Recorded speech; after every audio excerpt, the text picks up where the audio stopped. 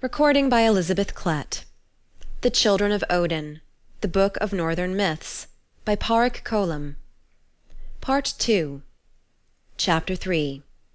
Odin wins for men the magic mead. It was the dwarfs who brewed the magic mead, and it was the giants who hid it away. But it was Odin who brought it from the place where it was hidden, and gave it to the sons of men.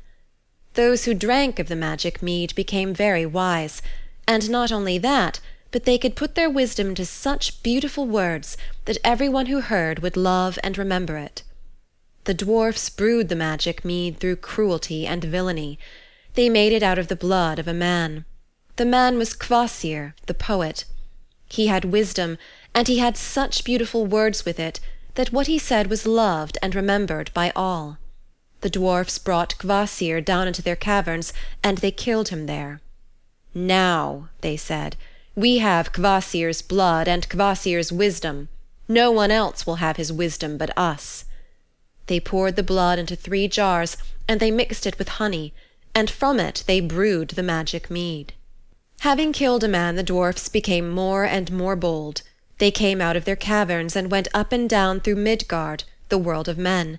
They went into Jotunheim, and began to play their evil tricks on the most harmless of the giants. They came upon one giant who was very simple. Gilling was his name. They persuaded Gilling to row them out to sea in a boat.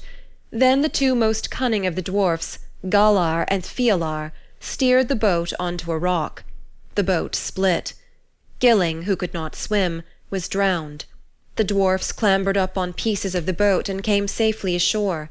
They were so delighted with their evil tricks that they wanted to play some more of them. Galar and Fiolar then thought of a new piece of mischief they might do. They led their band of dwarfs to Gilling's house and screamed out to his wife that Gilling was dead. The giant's wife began to weep and lament. At last she rushed out of the house weeping and clapping her hands. Now Galar and Fiolar had clambered up on the lintel of the house, and as she came running out, they cast a millstone on her head. It struck her, and Gilling's wife fell down dead. More and more the dwarfs were delighted at the destruction they were making. They were so insolent now that they made up songs and sang them, songs that were all a boast of how they had killed Kvasir the poet, and Gilling the giant, and Gilling's wife. They stayed around Jotunheim, tormenting all whom they were able to torment, and flattering themselves that they were great and strong. They stayed too long, however. Suttung, Gilling's brother, tracked them down and captured them.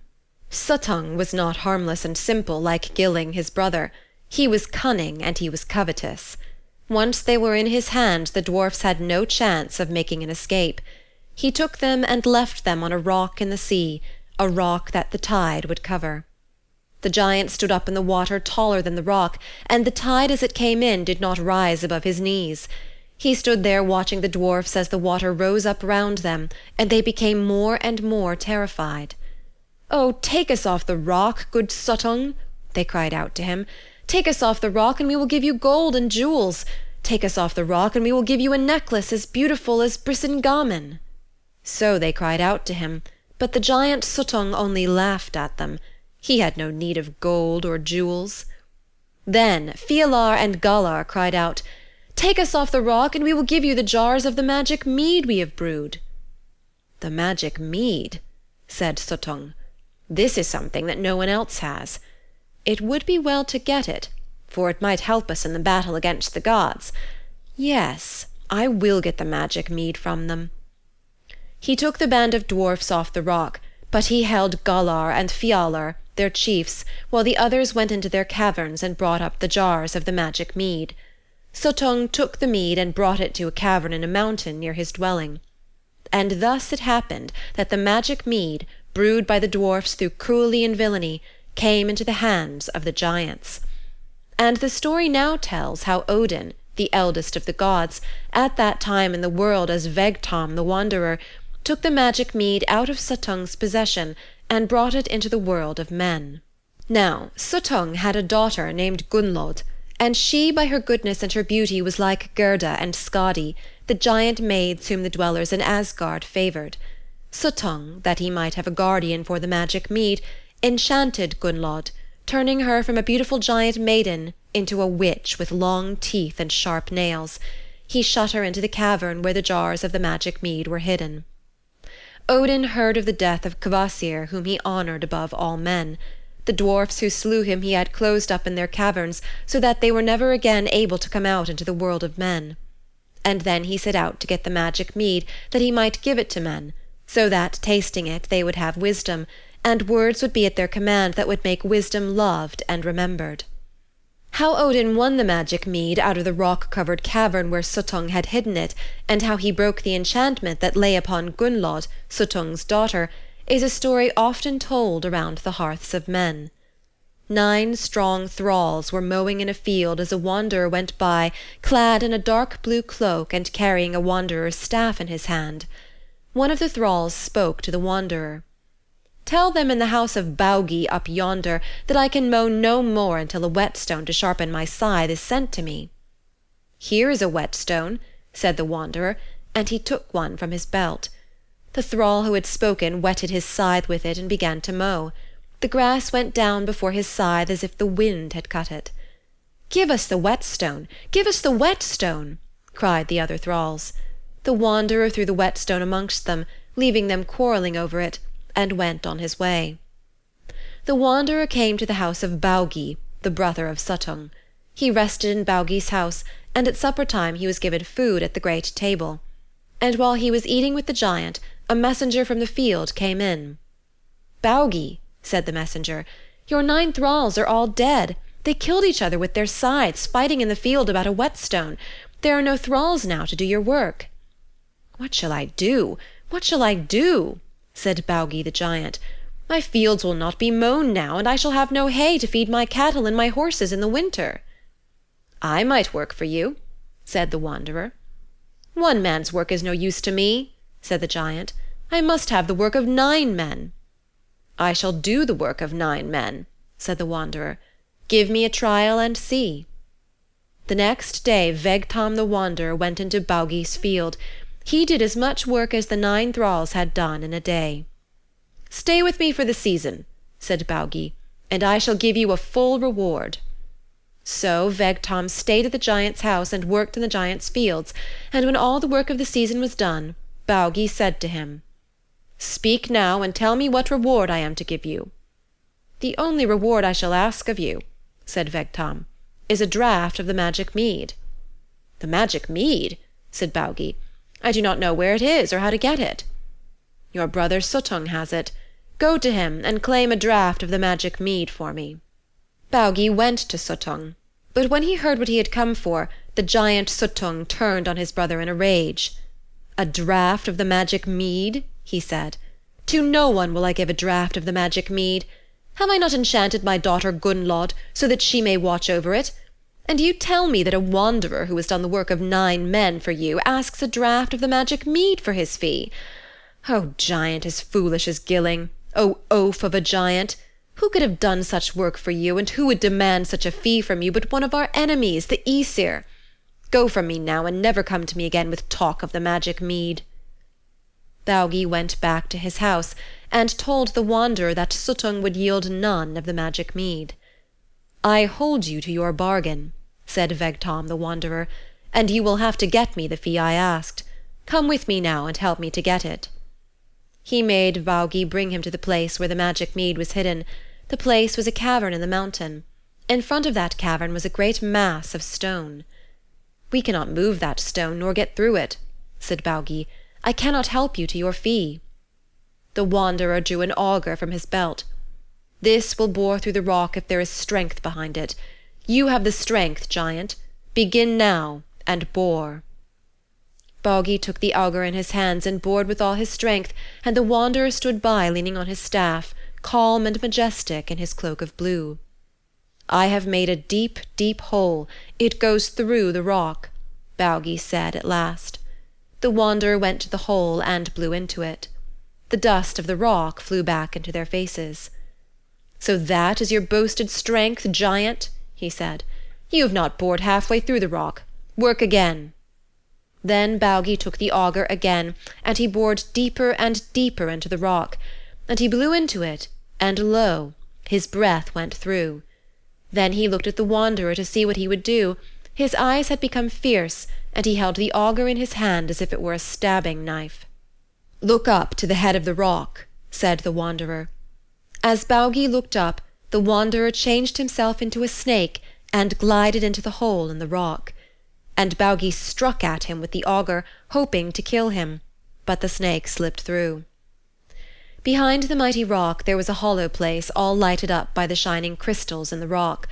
And within the hollow place there was an ill-looking witch with long teeth and sharp nails, but she sat there rocking herself and letting tears fall from her eyes. "O youth and beauty," she sang, "O sight of men and women, sad, sad for me is it that you are shut away, and that I have only this closed-in cavern and this horrible form." A snake glided across the floor. "Oh, that you were deadly, and that you might slay me!" cried the witch. The snake glided past her.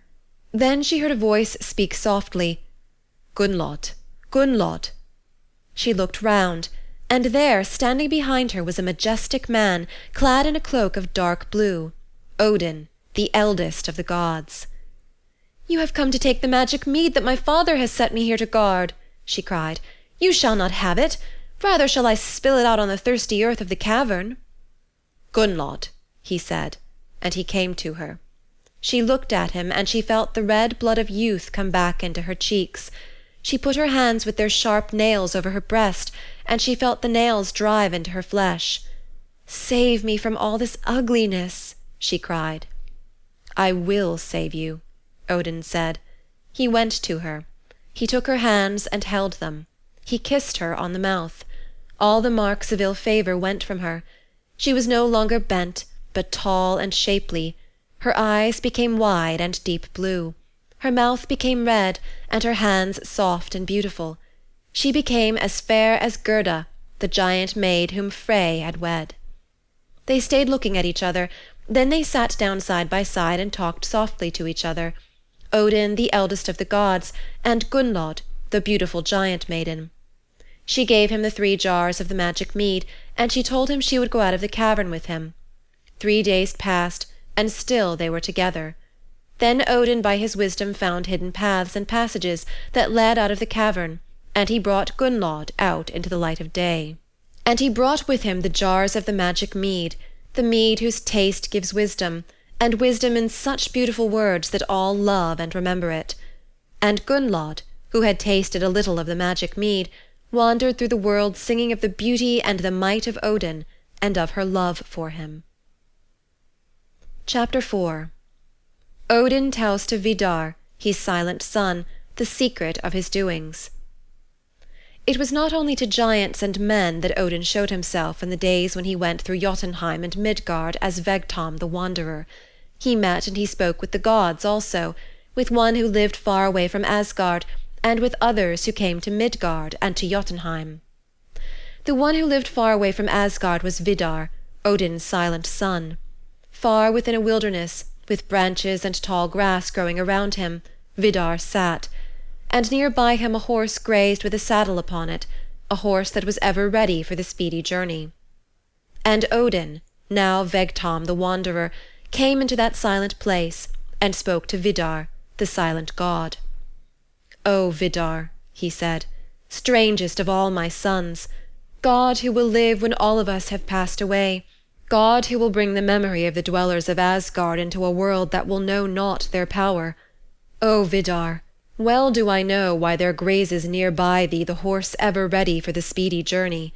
It is that thou mayst spring upon it and ride unchecked, a son speeding to avenge his father.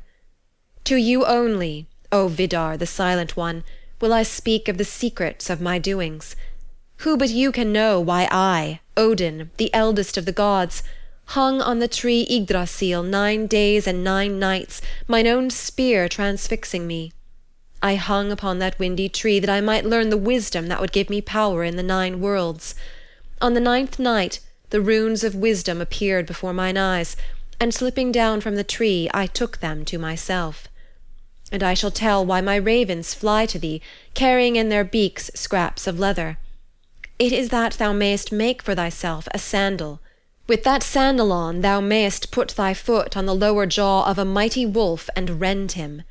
All the shoemakers of the earth throw on the ground scraps of the leather they use, so that thou mayst be able to make the sandal for thy wolf-rending foot. And I have counselled the dwellers on earth to cut off the fingernails and the toenails of their dead, lest from those fingernails and toenails the giants make for themselves the ship Nagfar, in which they will sail from the north on the day of Ragnarok, the twilight of the gods. More, Vidar, I will tell to thee. I, living amongst men, have wed the daughter of a hero. My son shall live as a mortal amongst mortals. Siggi his name shall be. From him shall spring heroes who will fill Valhalla, my own hall in Asgard, with heroes against the day of our strife with the giants, with Surtur of the flaming sword. For long Odin stayed in that silent place communing with his silent son, with Vidar, who with his brother would live beyond the dwellers of Asgard, and who would bring into another day and another world the memory of the Aesir and the Vanir. For long Odin spoke with him, and then he went across the wilderness where the grass and the bushes grew, and where that horse grazed in readiness for the sudden journey. He went toward the seashore, where the Aesir and the Vanir were now gathered for the feast that old Aegir, the giant king of the sea, had offered them. End of section 10.